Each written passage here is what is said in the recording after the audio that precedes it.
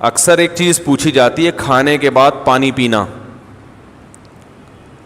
یہ جو آج کل نہار منہ پانی پینے کی حدیثیں گڑھی جا رہی ہیں نا کہ نہار منہ پانی پینا اتنا فائدہ, ایسی کوئی حدیث نہیں ہے. ہمارے علم میں نہیں ہے کہ نبی صلی اللہ علیہ وسلم نہار منہ پانی پیا کرتے تھے. نارمل زندگی گزارنی چاہیے اچھے بچوں کی طرح. صبح صبح اٹھ کے گھڑے پہ جا کے یہ فریج پہ بوتلیں نکال کے پینا, جبکہ پیاس بھی نہیں لگ رہی. تو ڈاکٹروں کی تحقیق ہوگی, مگر یہ تحقیق بعد میں بدل بھی سکتی ہے. بہت ساری تحقیقات بدل گئی ہیں. تو نیچر سے کبھی نہ ہٹو, سمجھ رہے ہو. صبح اٹھو اچھے بچوں کی طرح, اپنا نماز نہ دھو کے نماز پڑھو. جب بھوک لگنا شروع ہو جائے تو کھانا کھا لو. پیاس لگنا شروع ہو جائے تو بولو بھائی پانی پی لو. بس اس طرح ہنسی خوشی زندگی گزارو. اور تھوڑا ایکٹیویٹی رکھو, کوئی بھاگم دوڑم, کچھ چلت پھرت رکھو, فٹ فاٹ رہو گے انشاءاللہ. بھلا وجہ اٹھ کے پانی چڑھا رہا ہے. کئی لوگ مبتلا ہو چکے ہیں اس میں. فائدے ہیں اس کے, میں نہیں کہتا کہ فائدہ نہیں ہے, سائیڈ افیکٹ بھی ہیں. جو بھی کام آپ ایک نیچرل لائف سے ہٹ کے کرو گے نا, اس کے جہاں فائدے ہوں گے وہاں کچھ ایسے نقصان ہو رہے ہوں گے جو آپ کو بعد میں پتہ چلیں گے. اور بعض نقصان تو ایسے ہوتے ہیں جو پتہ ہی نہیں چلتے کہ یہ اس کی وجہ سے ہوئے ہیں. اس لیے نارمل اچھے بچوں کی طرح زندگی گزارنی چاہیے. کوئی بیماری ہو, اس بیماری میں ڈاکٹر بطور دوا کے تجویز کرے تو ٹھیک ہے. کوئی بیماری ہو گئی نا آپ کو, اس میں بطور دوا کے, بطور علاج کے, وہ ایک الگ چیز ہے, وہ ٹھیک ہے. لیکن نارمل آدمی کو, جوان آدمی کو ایسی ایکٹیویٹیز نہیں کرنی چاہیے. اچھے بچوں کی طرح سیدھا تمیز سے, جیسے اس کے باپ دادا زندگی گزارتے آئے تھے. جانوروں کو دیکھا کبھی صبح اٹھتے ہی پانی پی رہے ہوں جا کے ہیں؟ صبح اٹھتے ہی سارے جانور, ان کو کیا چاہیے, بھوک لگنا شروع ہوتی ہے, کھانا کھاتے ہیں. تو نبی اسی طرح یہ بھی بہت ہے کہ کھانے کے بعد پانی نہ پیو, کھانے کے بعد پانی نہ پیو. سنا ہوگا آپ نے, سب سنتے ہیں کھانے کے بعد پانی زہر ہے, یہ ہے, فلانا ڈمکانا ہے. اس بارے میں کچھ لوگ حدیثیں بھی بیان کرتے ہیں.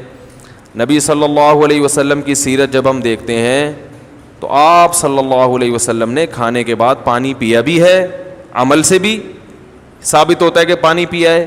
اور نبی صلی اللہ علیہ وسلم نے جو قولی حدیث ہے اس سے بھی پتہ چلتا ہے کہ کھانا اور پانی ساتھ ساتھ ہیں. ابھی آدھا کلپ نہ بنانے, پورا ہونے دیں, تو ایسا نہ ہو آدھا کاٹ کے پیش کر دے. دیکھو حدیث میں آتا ہے رسول اللہ صلی اللہ علیہ وسلم گھر سے نکلے, شدید بھوک تھی آپ کو, شدید بھوک, پریشان ہو کے گھر سے نکلے. حضرت ابو بکر ملے, کیا مسئلہ ہے؟ ان کے ساتھ بھی یہی مسئلہ تھا, بھوک کی شدت نے پریشان کر دیا. حضرت عمر کا بھی یہی مسئلہ, بھوک کی شدت نے پریشان کر دیا. یہ تینوں اصحاب جا رہے ہیں. ایک صحابی نے کہا, دعوت کی ان کی, اپنے باغ میں لے کر گئے, تر کھجوریں سامنے لا کے رکھیں. آپ صلی اللہ علیہ وسلم نے ان کھجوروں کو تناول فرمایا اور فرمایا ان نعمتوں کے بارے میں ہم سے قیامت کے دن سوال ہوگا. اور وہ کھجوریں آپ نے کھانے کے بعد کنویں کا میٹھا پانی پیا اور سیر ہو گئے. پانی پینے کا مزہ ہی کھانے کے بعد ہے. نہیں آ رہی سمجھ؟ جب شدید بھوک میں آپ کھجوریں کھاؤ گے اور اس کے بعد پانی پیو گے تو کیا مزہ نہیں آئے گا؟ کھجوریں کھا لیں, اب پیاس لگ رہی ہے آپ کا, نہ کھانے کے 3 گھنٹے کے بعد پانی, 2 گھنٹے کے بعد پانی, وہ بہت مصیبت ہے بھائی. یہ نیچر ہے, کھاتے ہی پانی پینے کا دل چاہتا ہے. اور ایک اور حدیث سنا دیتا ہوں. آپ صلی اللہ علیہ وسلم نے فرمایا معدے کے 3 حصے کرو, ایک حصہ کھانا, ایک حصہ پانی, ایک حصہ ہوا. تو یہ جو ایک حصہ پانی اور ایک حصہ کھانا, اس کا صاف مطلب ہے کہ کھانے کے ساتھ ہی پانی ہے, تبھی تو اس کے لیے جگہ چھوڑنی ہے. کیا ہو گیا؟ اگر کھانے کے 2 گھنٹے بعد پانی ہوتا تو 1/3 کھانا تو وہ ہضم ہو چکا ہوتا ہے, پھر تو پورا معدہ پانی کے لیے تیار ہے. تو دونوں حدیثوں کو ملائیں تو رزلٹ کیا سامنے آئے گا کہ کھانا پانی قرآن میں کیا ہے, کلو وشربو, کھاؤ اور پیو, کھاؤ اور پیو. تو کھانا پینا کٹھا ہے.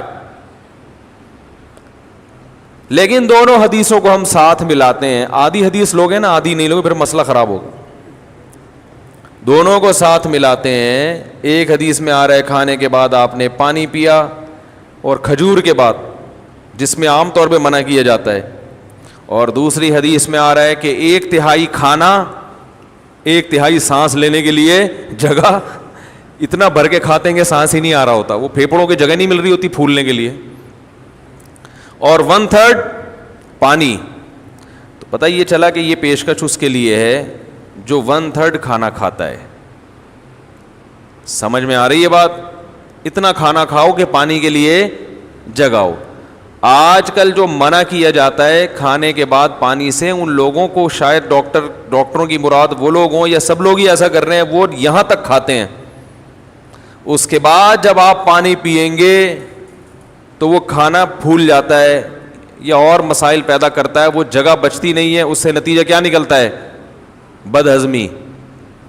تو وہ تھوڑا کھانا اگر کھایا جائے تو اس کے بعد پانی پینے میں کوئی حرج نہیں ہے, بلکہ فائدہ مند ہے, کیونکہ نبی نے جو کام کیا وہ نقصان دہ نہیں ہو سکتا. دوسری بات یہ کہ پانی کس قسم کا پینا ہے. ہمارے نبی نے جو پانی پیا وہ کنویں کا, وہ ایک نارمل ٹیمپریچر ہوتا ہے اس کا, اور ہمارے ہاں جو کھانے کے بعد پانی پیا جاتا ہے وہ فریج کا نکلا ہوا ٹھنڈا ٹھاٹ. سمجھ میں آ رہی ہے بات؟ اس سے معدے کا کیا ہو جاتا ہے؟ بیڑا غرق. یہ جو ہمارا معدہ ہے نا یہ وائز گھومتا ہے ایسے, یعنی میرے لحاظ سے دیکھیں نا یوں کر کے گھومتا ہے, آپ کے لحاظ سے یوں کر کے گھومتا ہے, یہ ایسے گھوم رہا ہوتا ہے یہ. تو جب آپ ٹھنڈی ٹھاٹ چیز پانی اس میں ڈالتے ہو تو اس کی جو گھومنے کی حرکت ہے وہ سست ہو جاتی ہے, اور وہ جو کھانا ہے وہ مختلف قسم کے کھانچوں میں پھنس جاتا ہے.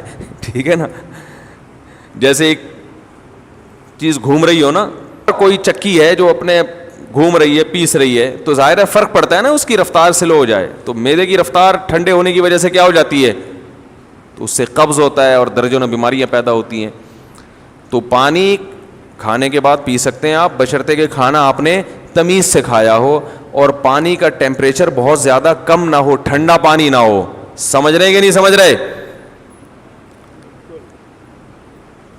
تو اس بارے میں جو حدیثیں پیش کی جاتی ہیں نا کھانے کے بعد پانی نہ پینا, وہ صحیح نہیں ہے. اور اگر گرم پانی پیا جائے جو چولہے کا گرم ہو, وہ تو ہاضمے میں اور مدد دیتا ہے, جو قہوہ جسے کہتے ہیں, وہ تو اور تھوڑی مدد دیتا ہے ہاضمے میں. لیکن میں نوجوانوں کو کہتا ہوں وہ نہ پئیں, تمیز سے زندگی گزاریں, بس پانی پئیں آرام سے.